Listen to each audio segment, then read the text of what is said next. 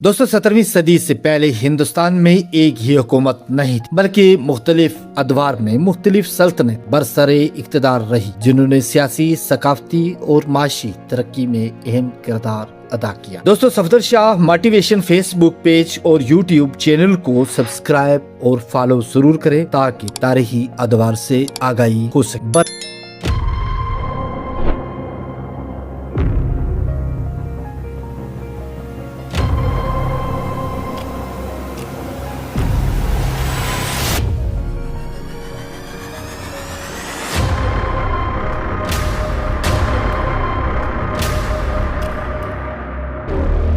सत्रहवीं सदी के आगाज में यूरोप में तिजारत और समुद्री सफर का एक नया दौर शुरू हो चुका था। मुख्तलिफ यूरोपीय ममालिक एशिया की दौलत तक रसाई हासिल करने के लिए समुद्री रास्ते तलाश कर रहे थे। हिंदुस्तान जो अपनी बेपनाह दौलत, मसालों, रेशम और कपास की वजह से मशहूर था, इन सब की तवज्जो का मरकज बन चुका था। कायम की गई ईस्ट इंडिया कंपनी इसी पस मंजर में 1600 ईस्वी में ये एक तिजारती कंपनी थी जिसे इंग्लैंड की मलका एलिजाबेथ अव्वल ने खुसूसी इजाजत दी थी कि वो मशरकी ममालिक के साथ तजारत करे। इब्तदा में ये एक निजी तिजारती इदारा था जिसका मकसद सिर्फ मुनाफा कमाना था, न कि किसी इलाके पर हुकूमत करना। इस वक्त मुगल सल्तनत की हुक्मरानी थी जो अपनी ताकत और शान शौकत की उरूज पर थी। मुगल एम्पायर जब बरतानवी ताजर पहली बार हिंदुस्तान पहुंचे तो यहाँ मुगल सल्तनत के दरबार निहायत मुनज़्ज़म,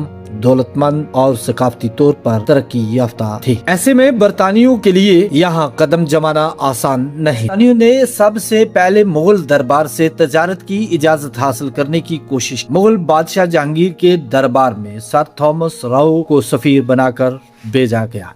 इंग्लैंड के बादशाह जेम्स अव्वल ने अपना सफीर 1615 ईस्वी। इस सफारतकारी का मकसद ये था कि बरतानवी ताजरों को हिंदुस्तान में आजादाना तजारत की इजाजत मिल सके। जहांगीर ने बरतानियों को मुकम्मल आजादी तो नहीं दी, लेकिन महदूद पैमाने पर तजारत की इजाजत जरूर दी। ये इजाजत बरतानियों के लिए एक अहम कामयाबी थी क्योंकि इसके जरिए वो हिंदुस्तानी बंदरगाहों पर अपनी तजारती मराकज कायम कर सकते। इब्तदाई तौर पर बरतानियों ने अपनी पहली अहम फैक्ट्री तजारती मरकज सूरत में कायम, जो इस वक्त एक बड़ी बंदरगाह थी। यहाँ से वो कपास, मसाले और दीगर अशिया यूरोप ले जाते। वक्त के साथ साथ उन्होंने अपनी मौजूदगी को मजबूत करना शुरू किया। उन्होंने न सिर्फ तजारत को बढ़ाया बल्कि अपनी तजारती मराकज को किलों में तब्दील करना भी शुरू किया ताकि वो अपनी हिफाजत खुद कर सके। 17वीं सदी के दौरान बरतानियों ने 3 अहम मकामात पर अपनी मजबूत बुनियादें कायम की। बम्बे,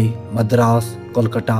और बम्बई इन्हें पुर्तगालियों से मिली, जबकि मद्रास और कलकत्ता में उन्होंने खुद अपनी बस्तियां कायम। ये शहर रफ्ता रफ्ता बरतानवी ताकत के मराकज बनते। बरतानवी खुद को सिर्फ ताजर जाहिर करते थे, लेकिन हकीकत में वो आहिस्ता आहिस्ता सियासी असर व रसूख हासिल कर रही। वो मकामी हुक्मरानों के साथ ताल्लुकात कायम करते, इनके दरमियान इख्तलाफात का फायदा उठाते और अपनी ताकत को बढ़ाते गए। इस दौरान में दीगर यूरोपीय ताकतें भी हिंदुस्तान में मौजूद थी, जैसे पुर्तगाली, डच और फ्रांसीसी। इन सब के दरमियान तजारत के लिए सख्त मुकाबला था, लेकिन बरतानवियों की हिकमत अमली, सब्र और तहम्मुल ने इन्हें दूसरों से आगे कर दिया। उन्होंने न सिर्फ तजारत को फरोग दिया बल्कि अपनी फौजी ताकत को भी मजबूत किया। फौजियों को भर्ती करना शुरू किया और एक मुनज़्ज़म फौज तैयार, जो बाद में इनकी फतोहात में अहम किरदार अदा करने वाली। 17वीं सदी के इख्तिताम तक बरतानियों ही सिर्फ ताजर नहीं रहे, वो एक ऐसी ताकत बन चुके थे जो हिंदुस्तान की सियासत और माशियत में दखल अंदाजी कर सके। इनकी आमद बज़ाहिर एक तजारती मिशन के तौर पर हुई, लेकिन यही आमद